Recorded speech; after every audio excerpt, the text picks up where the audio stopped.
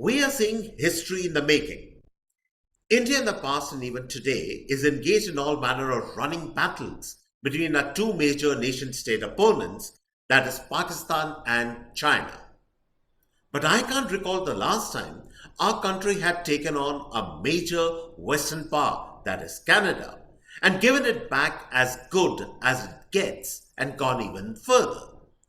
It has, with a series of decisive steps, whiplashed that country, forcing it down on its knees, seeking truce.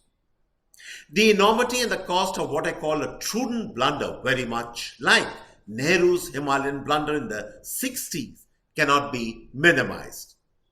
Trudeau stood up in Parliament and tried to shame and ostracize India and its head of state in a cynical ploy to pump up his own popularity.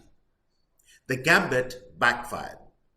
The initial tenuous support for him from certain Anglo Saxon power centers and even Indian origin, India Baiters, has now completely whittled down. The only consequence of his action has been that 5% of his country's population, that is, Canadians of Indian origin, both Khalistanis and ordinary folk, find themselves barred, at least for the time being, from going back to their country of origin.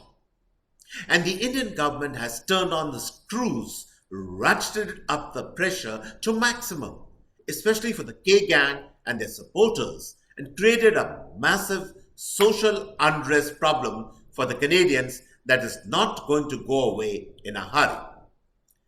I'll tell you where all this is leading up to in a minute, but know this: the fate of Trudeau and the Khalistanis is like that of a ship model in a bottle, sealed shut, lost at sea, buffeted and tossed in stormy weather with no way out.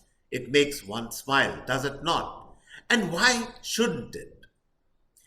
You reap the whirlwind, you harvest what you sow.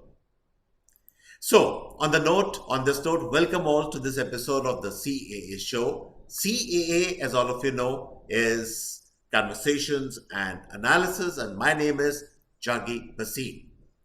To watch this podcast, press the big red subscriber button on your screen, and subscription is, of course, completely free. Now, let us understand what really has happened out here and its long term implications. Before Trudeau stood up to name and shame India, the Indian government faced a peculiar problem. It knew that even though support for Khalistan was minimal in Punjab, yet two major problems were dogging the state. The Canadian Brampton, Surrey, garden variety Khalistanis would visit Punjab as and when they wanted, any number of times, many of them PIO card holders, and inject their poison message among the gullible in this process. There was no check on them. Secondly, their flashy lifestyle, disdain for authority, and spending prowess would entice the youngsters in villages and Mofussil towns in Punjab to get out of the country ASAP and immigrate so they could lead a similar lifestyle. The question that comes up is, if the government knew about all this, why did it not crack down earlier? The answer for that is simple. The government did not want to create another confrontation with the Sikh community, and so soon after the farmers' protest agitation had barely died down. And the other reason was that the Prime Minister, in no small measure, has always been an admirer of the Sikh community, and perhaps he decided to let things pass instead of bringing them to a head. But then Trudeau got in the act, and he, in his foolishness, gave the Prime Minister the perfect reason and logic and moral authority for India to initiate a crackdown on all things Khalistani and Canada. Trudeau cast a slur, as it were, not only against the government of India, but against India itself. A nation of 1.4 billion people rose in protest. The Prime Minister got the mandate to go after both the Khalistanis and Canada, no holds barred.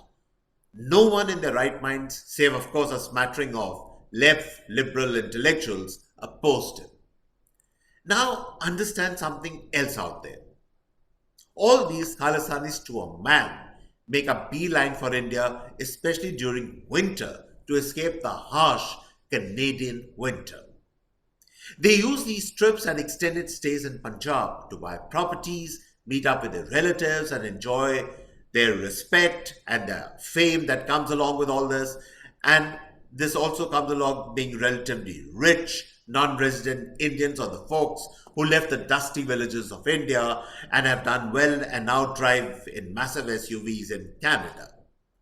So, this cocktail of spending generously in Sada Punjab, being in the limelight amongst friends and relatives, even marrying girls of their choice from back home, then becomes the high point of their annual visits. And this is precisely what the Indian government has cut off. No more of holding Khalistan referendums in Canada and then coming and creating trouble and landing up in Punjab and creating trouble here and also enjoying the good life at the same time. That is over, finished with, khalas. And the Canadian government realizes what it could mean for them. Over time, these Khalistanis cut off from Punjab, bottled up in a cold, cold country, would go crazy seeking release. It is not as if the average Khalistani has any friends amongst the white Anglo-Saxon Canadian. Their need to visit Punjab is almost existential. I would say it is almost entirely feral. But that is gone, at least for now. And the Canadians know it could spread social unrest on the streets for them on a massive scale. And this is their biggest fear. Governments can deal with economic backsliding, etc., and even the loss of revenues coming from Indian students applying in Canada. All that can somehow be compensated. But what will you do if you have a restive, bottled up, straining at the leash minority population on your hands? That will become Canada's nightmare and, not surprisingly, India's delight. And so, on this note, I come to the end of this episode of the CAA show. I hope you really enjoyed this particular episode. Do you like our show? Do subscribe to us. And on this note, it's goodbye and cheers from my end.